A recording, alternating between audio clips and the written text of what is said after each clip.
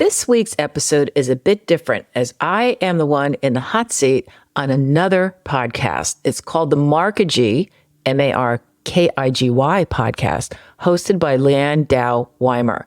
The subject, the art of copy that sells. So in this episode, I spill the beans about my journey from subject matter expert to copywriting. I also get into the controversy over content versus copywriting, the power of conversion copywriting, and how behavioral science plays a pivotal role in copywriting. Let's dive in. Welcome to Markigy. Grab some coffee and let's talk about what's working in marketing, who these strategies are designed for, and how to be customer-centric while we do it. Hey there, this is Leanne with Markigy, and today I'm joined by Linda Malone. She is an expert in conversion copywriting. So she has such an amazing journey. She's a serial entrepreneur, and she's just doing so much. Linda, tell me more about your background. Well, as you said, I'm a serial entrepreneur, which, in one hand, it makes me sound kind of like I'm flaky. Whenever I hear somebody say that, it's like, what, you couldn't make up your mind. But it's what I tend to throw myself into things 110%, burn out, flame out, and then do something else. And so I've been through many incarnations I graduated with a degree in nutrition. I worked in test kitchens, developing recipes and all kinds of crazy stuff. And then I got into fitness but one of the things that has always been an undercurrent of everything I've done is writing in some way, shape, or form. I started writing like free articles for magazines just to get sort of my portfolio going. This is way back when I was doing a lot of content and article writing. And then I started an online fitness course. And I started writing for fitness magazines. And then I flipped completely around and decided, I want to go back to writing, but I don't want to do content. So I morphed into a copywriter about 5 years ago. So that's it in a nutshell. And that's something where you and I have a strong suspicion of many others, where we started off in, this like science place, and we realized that, there's this other component to it, this marketing aspect, this like PR aspect, this getting your name out there and attracting people to your message type of thing. And that is the difference between people that have no clients and they're just kind of, jumping from referral to referral with hopes and dreams, and the people that have more of a steady business plan. And we've seen that grow exponentially in the age of the fitfluencer, where the science might have just completely left it, but they're doing marketing motions. So one of the things that you encountered when you were kind of making this switch, what was that, and what was that moment that made you think, oh, I've got to change what I was doing, and I've got to go after this type of motion? Well, I was working as a content writer. And by content writer, I mean, just to differentiate, because people confuse copywriting and content writing, which, by the way, I didn't know till I became a copywriter. Content is, and there is overlap, but content is typically copy that is written for entertainment or information purposes, where copywriting is more on the marketing end. Copywriting is to have people take action, preferably to buy what you're selling. And so I was writing articles, magazine articles, so content for about 10, 15 years. And I was making good money on it. I was on every site. I was on MSN Health. I had a regular gig with them. And then the bottom fell out like literally overnight. I don't know what exactly triggered it, but I started hearing from my editors, I think we're going to start repurposing content. And the MSN contract that I had went away overnight. I still remember the email I got from my editor, and I could have just had them as a client and been very happy. And that went away. And so it was one of those days where, you just like stop working for the day, go out for a walk and just rethink your entire life choices.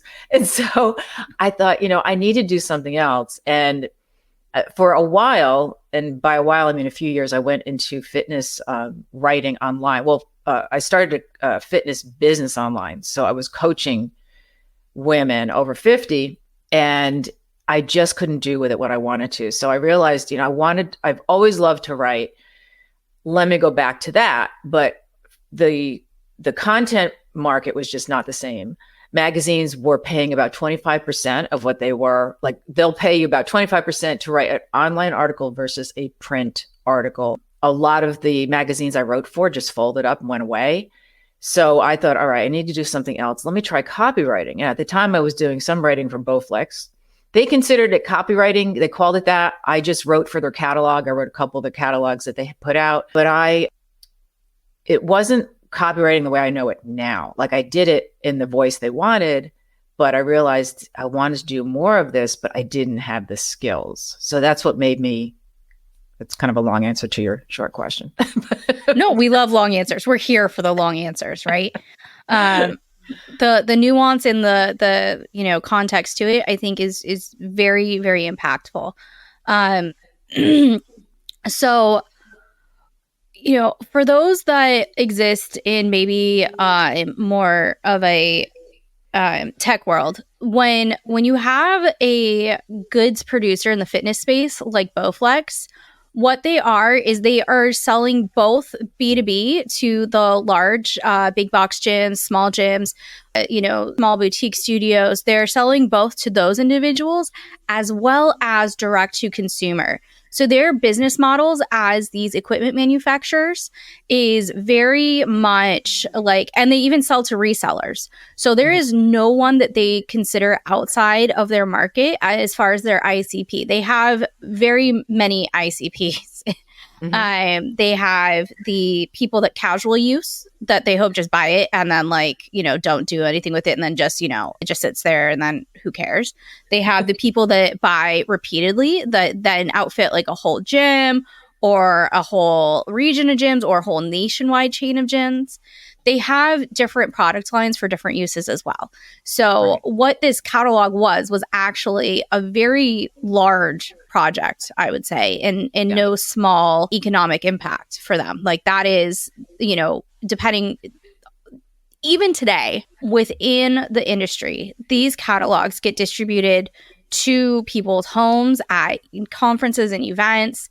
It is like very I don't know the word I'm looking for, but it's everywhere.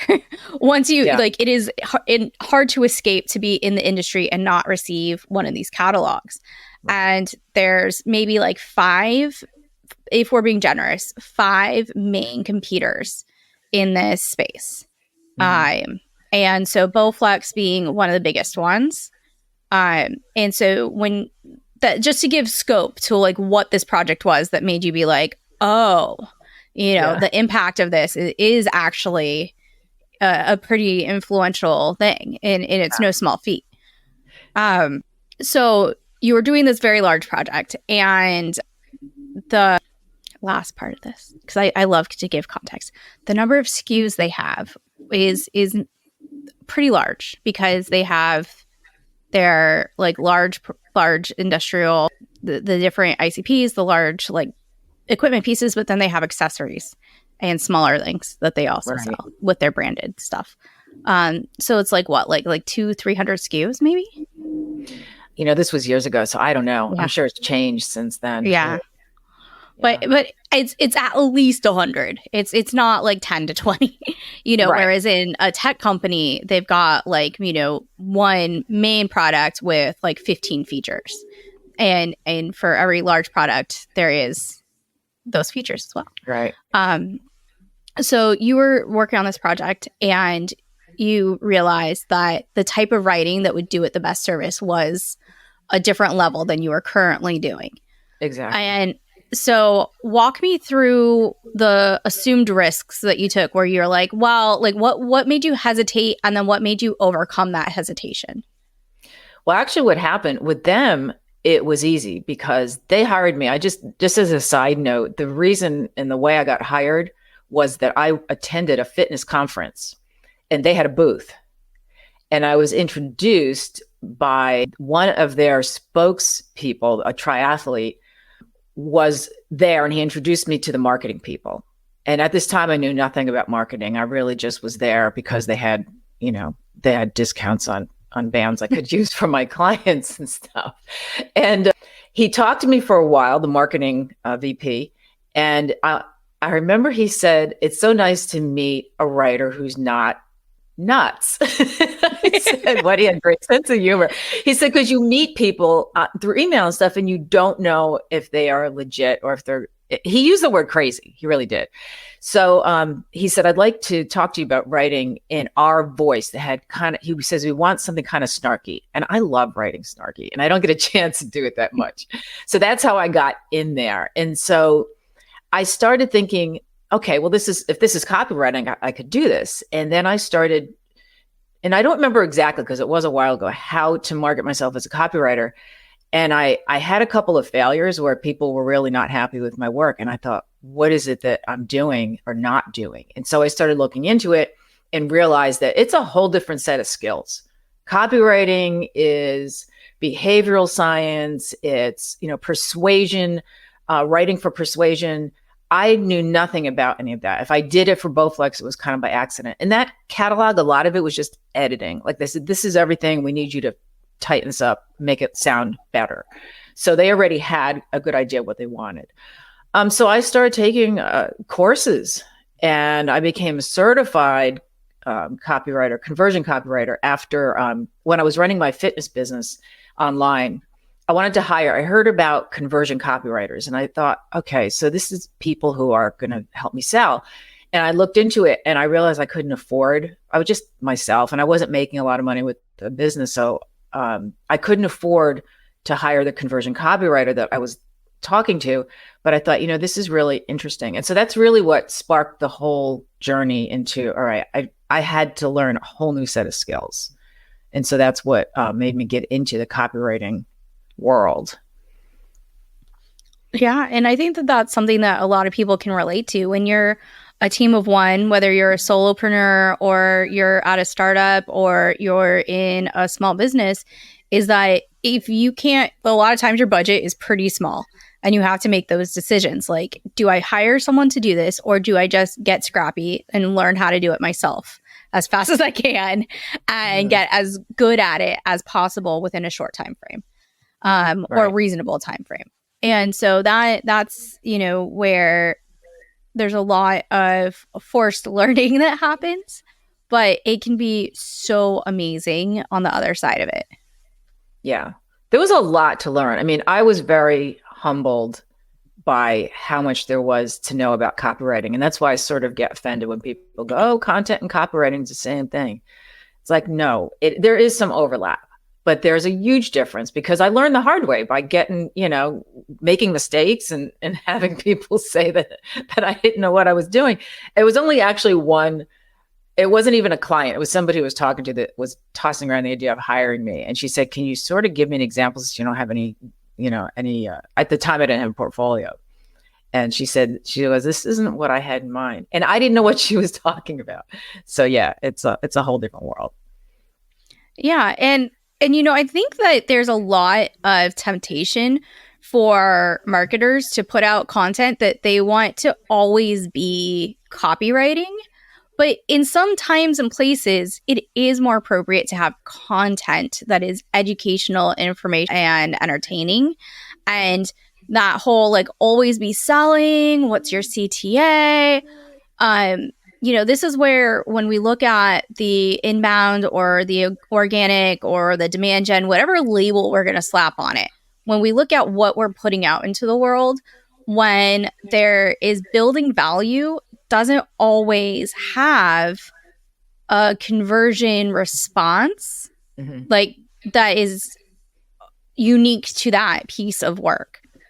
And that's not to say that you have a website and tell me when I'm wrong here, Linda. You have a website and your website has its overall funnel, but then you don't have to make a unique funnel for each piece of content and be like, this one.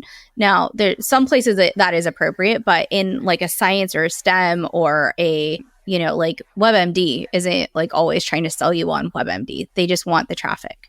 Right. I used to write for them too, by the way. So I did. So yeah, and when you wrote for them, you were writing content. I was writing content.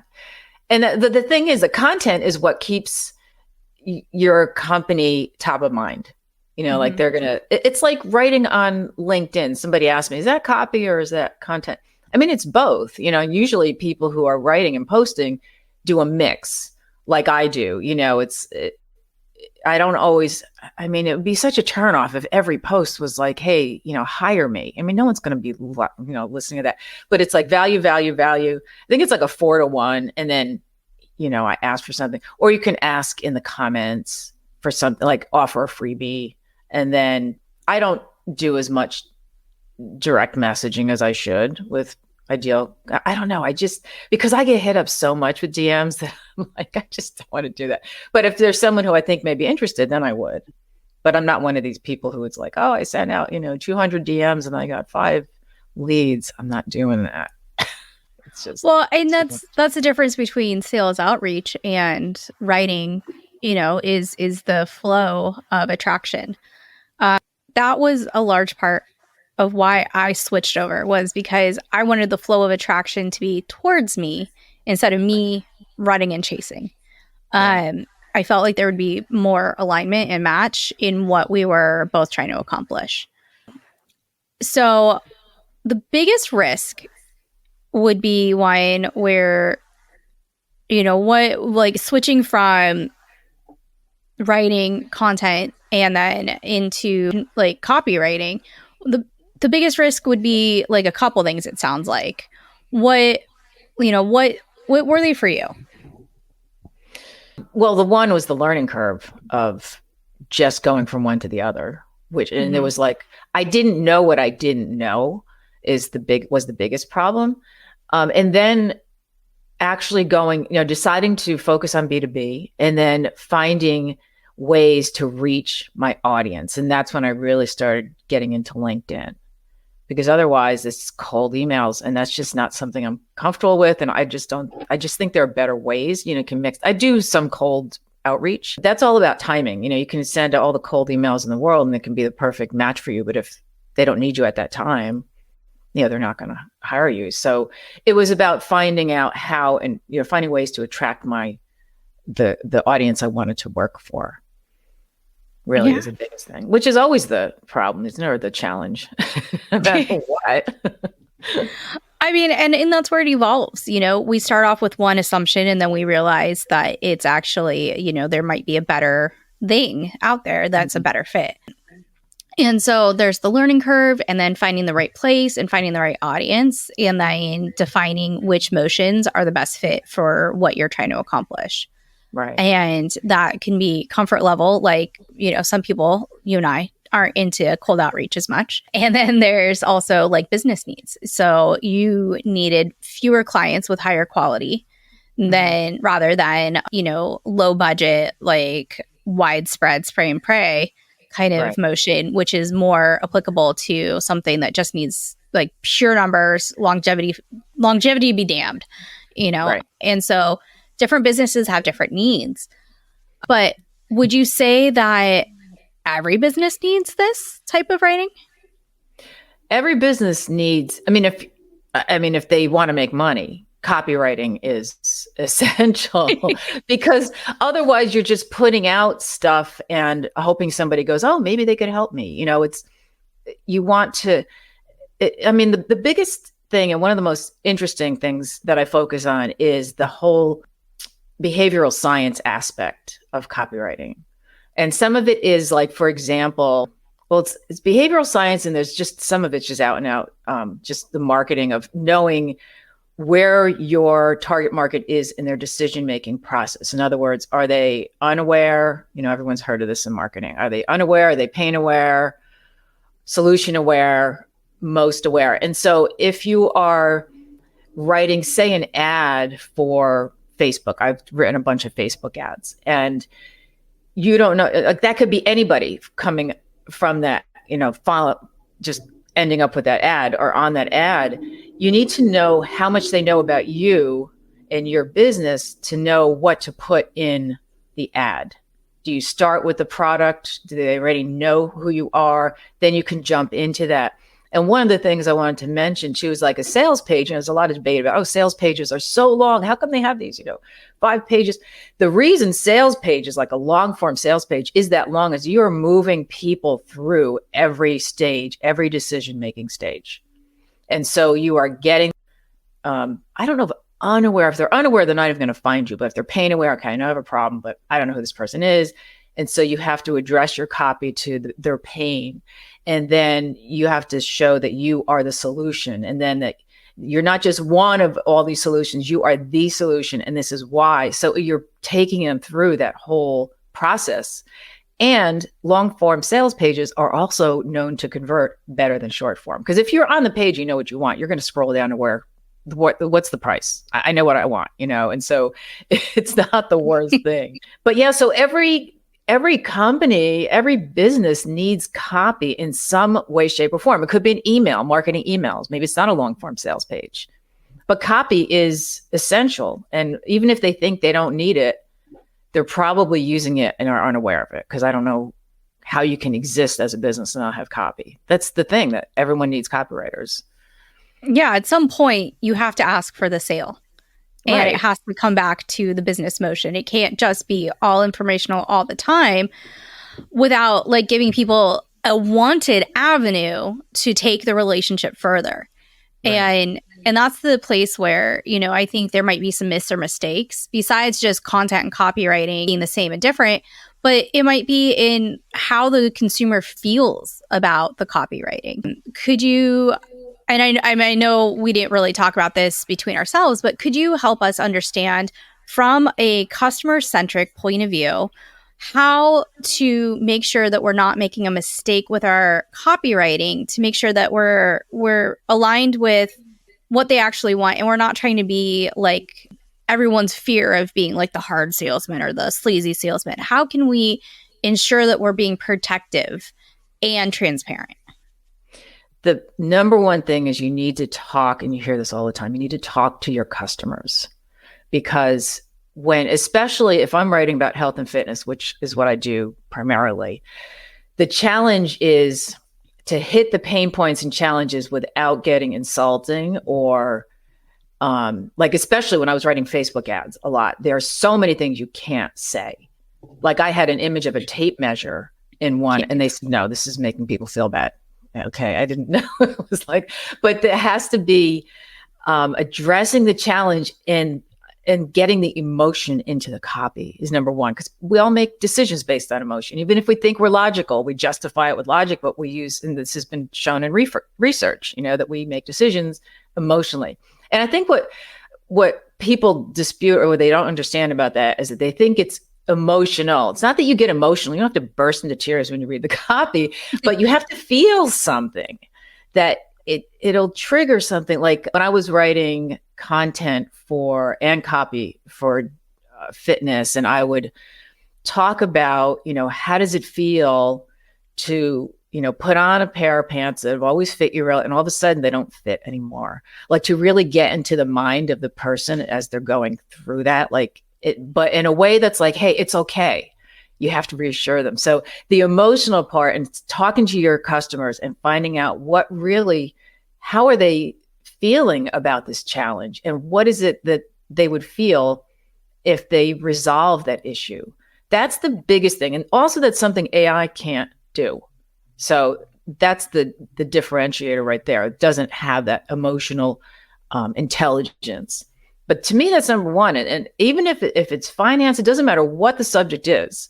You have to find what that is, the emotion behind it that you want to trigger to make them go, you know what? I think I need this. Yeah. So to your point, you have to find the correct emotion. We have all gotten those LinkedIn DMs where they're like, well, you must not want to make money then. Like, because I'm the only solution. No, you're a jerk. Like, or the ones, and I've heard a number of people talk about how they have this idea of consent within, like, built into what they're doing. And with yours, it's implied consent because it's, that they aren't less for having these feelings, but you're, with them on the same team collaborating to find a solution that will, enrich their goals. Right. And so, it truly does. There's so many examples of bad behavior with this, whether it's from email opt-outs, where, we see once again that like snarky, but like rude and condescending, like, oh, Yeah. well, I'm just going to suck then. Like, no, like, I just don't want your newsletter. I wrote a post about that on LinkedIn. I call it the dark side of copywriting. And that was one of the things. It's like, no, I just want to be a loser, instead of just saying, no, I'm not interested. Because sometimes you already have the product or service, and that's even more insulting to your current customers. It's like, I already opted into this, so now you're insulting me for not doing it again. I mean, there's just no space for that. There's no space for that. I mean, I get hit up all the time. I have one web domain where it's just parked. I've done zero with it. I know I'm not doing anything with it. I am fully aware of its flaws. I just don't care. It's just not a priority. I have better things to do with my time that are going to be a higher priority in my bandwidth and investment. And DMing me, telling me it sucks is not going to make us friends. It's not going to appeal.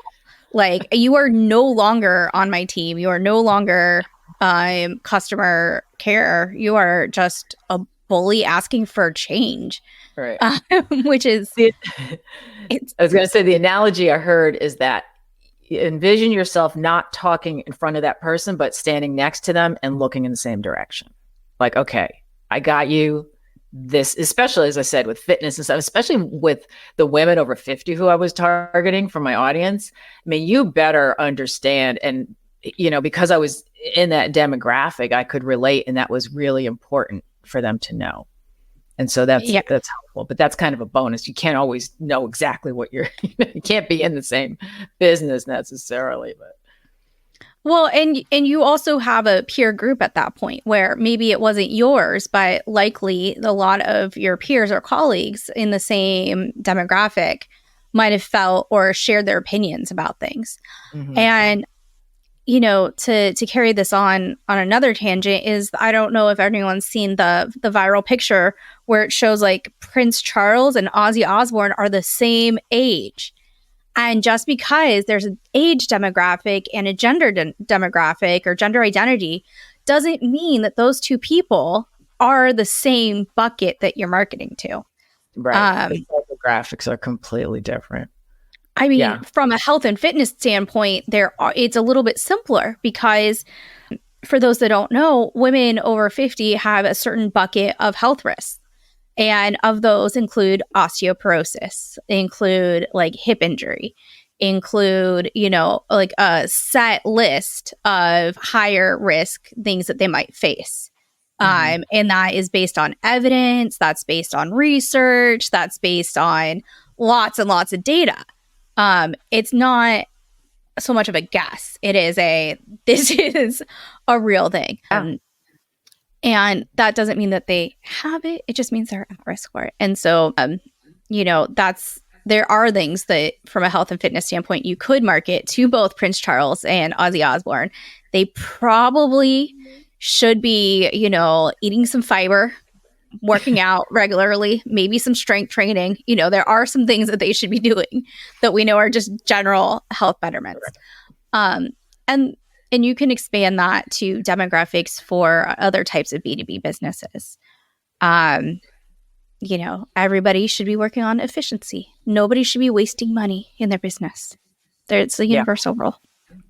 So, would you say that by not doing content writing, or by only doing content writing and avoiding copywriting, that people are making, like, they are like following that universal rule that you got to make money in your business?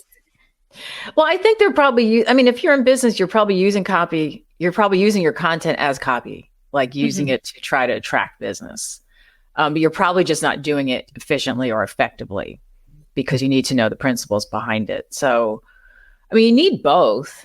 And I will, if I have a copywriting client who wants me to do blogs and I'm writing emails for them and I can use that email as part of, the blog, I will do a blog, because blog is considered content and I don't usually do it. It's just a whole different mindset.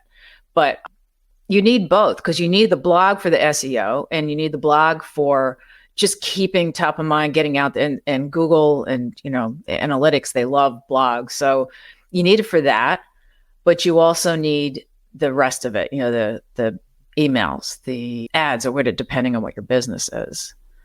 Yeah. So you need both. Fair enough. Why can't we all just get along? It's like, we don't have to have, it's not, because I've posted about on LinkedIn about, copy. There's a difference between copy and content. And somebody always comes after me for it, and yes, there's some overlap. I mean, I'm not saying this is, thick line of demarcation, but there is a difference. So I've been on both sides. I understand. Well, thank you for disputing my false dilemma. But that's what we're here to do. We're investigating, where's the real question? Where's the real sandbox? What is actually a strategy, and how does it play in with other strategies? There's a lot of talk out there about GTM, and GTM is a blend of, no one's doing only one GTM strategy at a time. And if they are, oof, there's one big one, but they're supported by other ones. And so there's so many false dilemmas, oh, well, we're doing ABM, or we're doing this and we're doing that. And the real truth is that these things are blended. Mm-hmm. And they have to be holistically blended to match the priorities and personality of the brand. Right. And that's how it goes. I wish it could be simpler. Into categories. We want to put this in this box, and there's always, something that's usually outside of that blends with another one. Absolutely. All right. We got the big ones. The last couple questions here. What do you think is the future of marketing? And do you think that that's what it should be? That is such a huge question. So let me pull up my crystal ball, which I don't have, but, I am not sure, but I think, definitely AI is going to have a huge impact, and already is.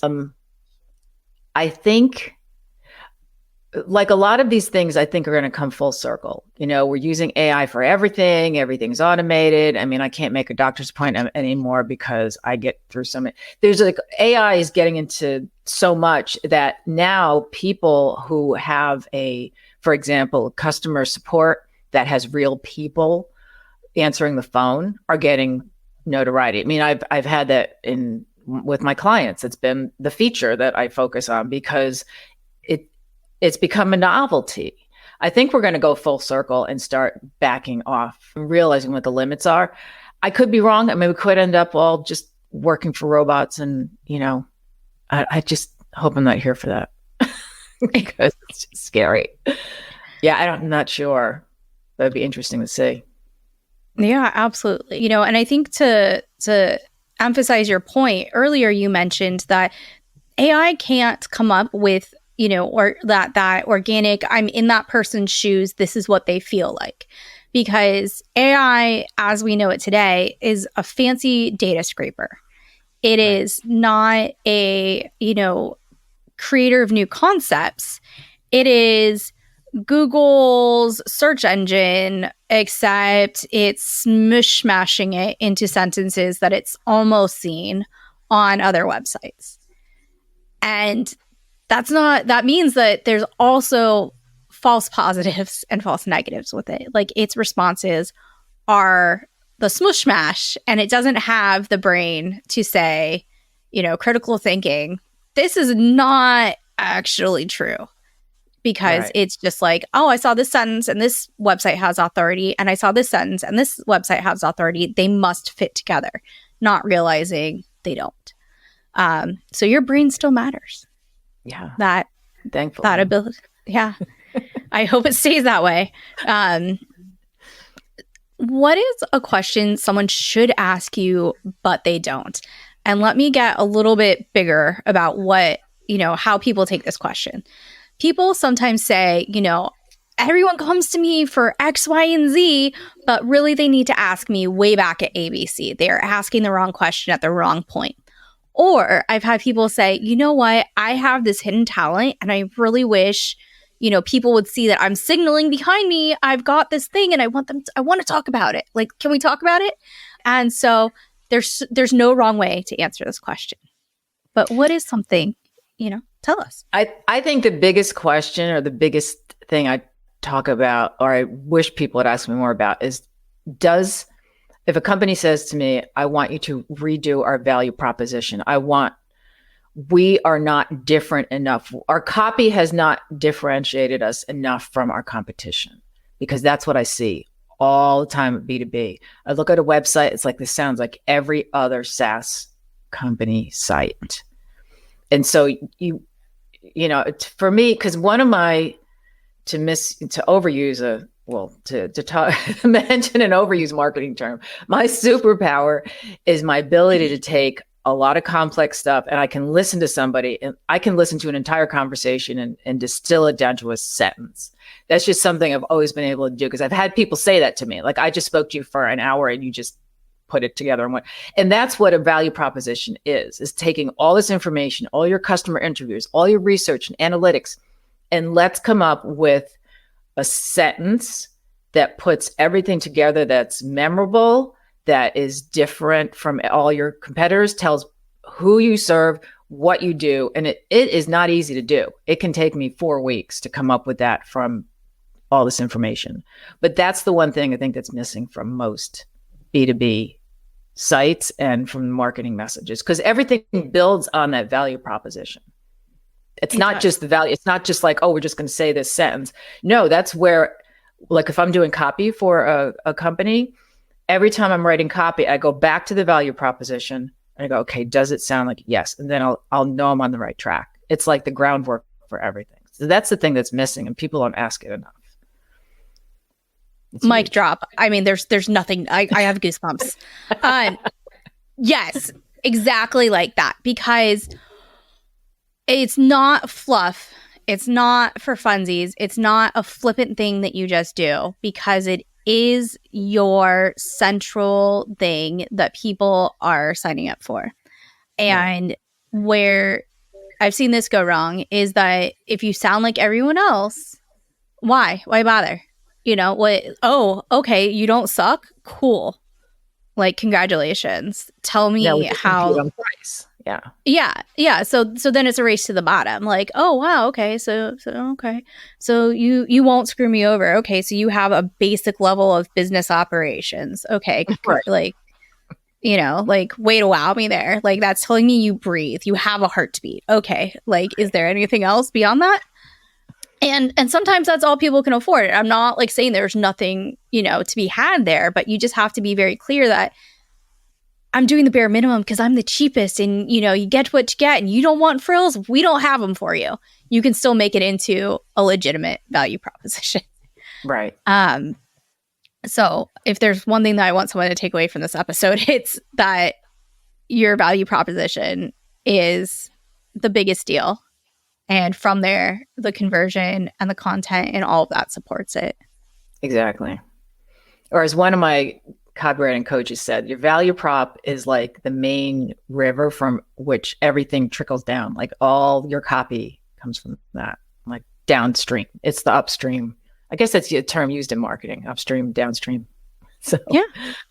I mean, I use it in psychology, right? If there's a problem, I always go upstream to see what the factors were that went into creating that problem. You have to go upstream to find the causes, to solve for the causes. Yep. And if your business is failing, you have to go upstream. And if it's because you didn't establish a clear enough value that someone would sign up for, there's your waterfall. There's where it starts and ends. It's your lazy river. Yeah. All right, Linda. Well, we're pretty much out of time. What are some ways for people to get a hold of you, or do you have any releases or events coming out in Q2, Q3 that we should think about or get in touch with? Well, I'm always on LinkedIn, as you know. I post pretty much daily. That's the best way to reach out to me. You can email me at linda@thecopyworks. It's spelled WORX.com. And I have my own podcast, which you have been on, the B2B marketing and copywriting podcast. And those are probably the best ways to reach me, or thecopyworks.com, my website. Awesome. And Linda, for those that are listening but not watching, how do we spell your name so they find the right Linda Malone? Oh, yeah. Melone, not M-A, because Malone, this is the Italian version. Everyone spells it M-A. Thank you for that. Yeah, even when I do my transcripts on all these different AI sites, they always spell it wrong, and I'm trying to correct it. And yeah, and actually, if you Google my name, there's like no other Linda Malone that shows up with that spelling. So you'll find me. Perfect. And me with my thick California accent, I know that, AI does not understand me either. So I appreciate you so much for, A, being a guest on mine, and then B, letting me be a guest on your podcast. So once again, please listen to her podcast as well. And thank you so much for listening. Please leave a review and come find us. And we clearly love to talk about these things. Let us help you. Have a good day. Thanks so much for having me, man. Bye.